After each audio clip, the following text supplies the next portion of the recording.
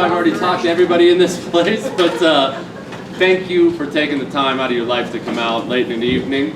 I'm a conservative Republican. This November I'll beat Gabrielle Giffords and I'll be the next representative from here in District 8. The campaign could not possibly be going any better right now, and that's thanks to most of the people in this room. The things that you've done with your money and your time are amazing. And those of you that haven't yet, there's still time. But I'm not a career politician. I'm a Marine Corps combat veteran. I led a squad of infantry Marines during the Iraq invasion. I'm a businessman. I manage commercial construction projects for the family business Don Kelly Construction in town. I'm a husband and a father. And oh, that reminds me, I'm about to be another father any moment. I need you to take my phone. Because any moment my wife could call, so if I book it out the door, we're having another boy. So someone else will have to fill in. But, so we were very excited. We hope he's good, unlike our first son. So, no, I'm just kidding. I'm kidding.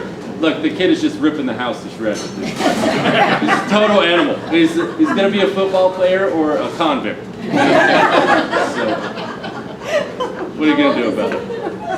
He's 21 months old. We used to think he was a liberal because he just slept all day. No more.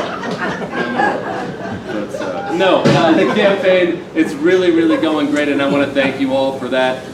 Don't be fooled by these poll numbers that came out and show us up anywhere between 8 and 19 points in the primary. Run like you're 5 points down. We need every single vote a week from today, on Tuesday. We are going to need it. Because there are a lot of very smart people that say this is going to come within 1,000 votes still. So we need that vote, and we need your friends' vote. And don't lose heart in your country just yet either. I know you turn on the news every single day and they scream at Barack Obama and Barney Frank, and the country's being destroyed, and this judge is crazy, and the president's destroying this part of the Constitution, and now Gabrielle Giffords is back to being a border hawk. I'm so thankful that we've got her back to being that now that it's election season. And you get upset about it. Take a moment, realize you live in the greatest country in the world, and November 2010 is going to be a time we will celebrate for years to come. It is going to be the time when conservatives, when the American people who are conservatives woke up and took their country back. It's going to be massive, and it's going to be good. And we're all just a small part of it, and it's going to be great to be that part of it. I can't wait for. When's the last time you had a November where you were excited watching the television set? It's going to be nice. It is going to be good. So I'll keep this real brief because I know there are some new people here and some people who've been friends with us for a long time. You may have some questions. Ask them. Ask any question. Ask me personal questions. You want to know anything about the race, anything about my first bad son or my second one on the way, anything about the issues, please ask us. One thing that you'll probably hear about this campaign is we don't lie to you. We give you honesty. So please tell us. Find out who you're sending to Washington. It does look very good right now. Looks like we're going to win this primary, and of course we're going to beat Gabrielle Giffords because she's useless. But so please ask your questions. All right, well that wraps all that up. Thank you very much. I'll ask you a Time? question. Yeah, please. All right. So one of my biggest problems with the way government's run is just the extreme corruption, buyouts, people paying each other off. Yep. This guy's in this pocket, this guy's in that pocket. What about you says that I'm not going to be that guy? I'm not going to be the guy that takes millions of dollars and wastes it on stuff that we don't necessarily need. I think we said that I can't remember if it was with you or with somebody else. We were talking about they're just shoving money into social programs that we can't afford. Yep. What about you says I'm not going to do that? What about you what makes you uncorruptible? Well, first of all, there's a gigantic misconception out there, and woe be it the man that says he's uncorruptible. Everyone is, no, it's true. Everyone is corruptible, and you better go there with that mindset. You better surround yourself with the right people, and you better get back here to district and get your butt chewed by the people in your district often, or otherwise you will be corrupt. I mean, you're right, the sink of corruption there is disgusting. Charlie Rangel, everybody knows about this investigation he's under, just had a party with every single powerful member of New York there. From the mayor of New York City to the governor, the attorney general, all the senators. That's real corruption, when someone who is going down in flames for corruption can still bring all the powerhouses from politics. Why do you think that is? Because they are all ingrained in that kind of fraud. What about me? Look, I don't profess to walk on water, and I'm the furthest thing in the world from perfect, but I just want my daggone country back, and I'm tired of politicians ripping it apart right now. That's all. That's all I can say. You know? Will you make a commitment to have regular town halls where people can actually come and talk to you? Yes, absolutely. Not only town halls, but these small meet and greets too, where people can actually talk to you. That is something that's completely missing, and Gabrielle Giffords has been a real embarrassing failure at that. She didn't have a single healthcare town hall during that debate until we had already had 3 across the district before she could muster up the courage to have one. And that's, people want to touch their government. They want to feel it. They want to put a hand in yours and look you in the eyes. Why can't they do that? You're our representative. You're right. Yes, absolutely. Frequently we will have town halls because, like we talked about before, there's no escape from that corruption unless you get back here and find out you're really not that special. Being a congressman doesn't mean you're special. There's something that's being proposed in Washington, and Paul Ryan is doing that. And I maintain that the corruption comes from the fact that there is so much money in Washington. I mean, they control absolutely everything.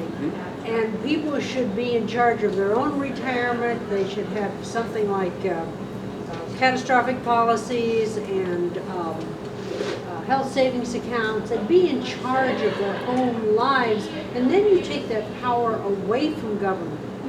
Where are you on this?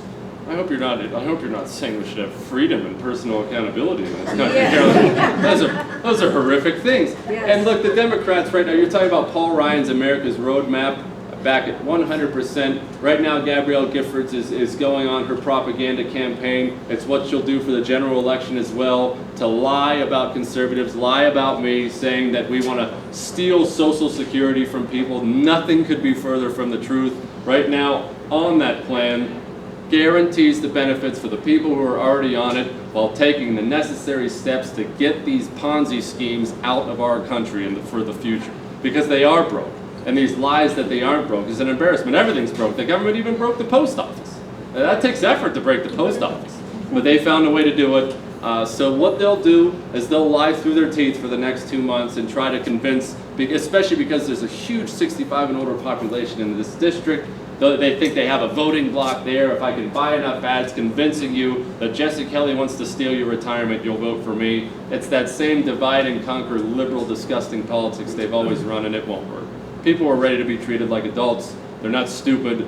The government, you could run all the ads in the world. There are very few people out there who actually believe the government has not broke Social Security. Everybody knows it. She told me that she had to sign the Obamacare bill because it would save $100 billion. She put that in the paper. That was in an editorial in the Tucson paper. She also said she was going to secure the border and that she was a fiscal conservative. Yeah. So how much has Obamacare cost already? You could never even put a number on it because right now they don't know the regulations that are coming down. So companies are already closing up shop because the government can't even tell them what oppressive regulations are coming. So they have no way to project going forward. It's everything you thought it could be. It's just as bad as you thought it could be. Which is why, unless we win elections, defund it and then repeal it in 2012, we're in a lot of trouble. We're in a lot of trouble. And the land of the free, a government that has the power to fine you or put you in prison if you don't purchase a good or service from another citizen, that is not the United States of America, and it never will be. And I'll die before I let that continue to go through in this country. Man. What's your position on term limits? Term limits. I would support term limits. I would sponsor them. But here's where they're at. We're talking a constitutional amendment. And if you think you're going to get 2/3 of the House and Senate of the most corrupt, power-hungry people in the history of the world to retire themselves, think again. And even if we got them, if you think for a second you're going to get Barney Frank to term limit and you're going to get Ronald Reagan to replace him, it's not going to happen. You get the next corrupt liberal who corruptly worked their way up through the system that Barney anointed coming in. I think it could help, which is why I would support it, but it's not one of those winners. It's not one of those winning battles we have out there right now. The winning battles are at the polls. We have term limits. We can send home the entire House of Representatives if we want to. In November, the entire House, if we care enough to do so. The embarrassment is not Pelosi and Giffords, although she is an embarrassment. The embarrassment is that we voted her in. more Republicans than Democrats in this district, and